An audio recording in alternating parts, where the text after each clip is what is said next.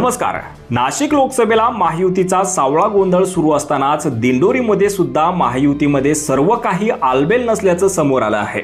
दिंडोरीचे लोकसभा उमेदवार भास्कर भगरे यांच्या प्रचारार्थ अजित पवार गटाचे आमदार, विधानसभा उपाध्यक्ष नरहरी झिरवाळ शरद पवार गटाच्या व्यासपीठावर दिसून आल्याने नाशिकसह दिंडोरीमध्ये सुद्धा खळबळ उडाली आहे। त्यामुळे दिंडोरीमध्ये सुद्धा आता महायुतीची डोकेदुखी वाढली आहे का असा सुद्धा प्रश्न निर्माण झाला आहे। दिंडोरीचे महाविकास आघाडीचे उमेदवार भास्कर भगरेंच्या मांडीला मांडी लावलेले नरहरी झिरवाळ दिसून आल्याने एकच चर्चा रंगली आहे। दरम्यान दिंडोरी तालुक्यातील तिसगावमध्ये आज सकाळी भास्कर भगरेंच्या प्रचारार्थ बैठक आयोजित करण्यात आली होती। या बैठकीमध्येच नरहरी झिरवाळ सुद्धा उपस्थित होते। गेल्या काही दिवसांपासून दिंडोरीची जागा भाजपकडे गेल्याने नरहरी झिरवाळ नाराज असल्याची चर्चा आहे। त्यामुळे आता ते काय भूमिका घेणार याकडे सुद्धा लक्ष आहे।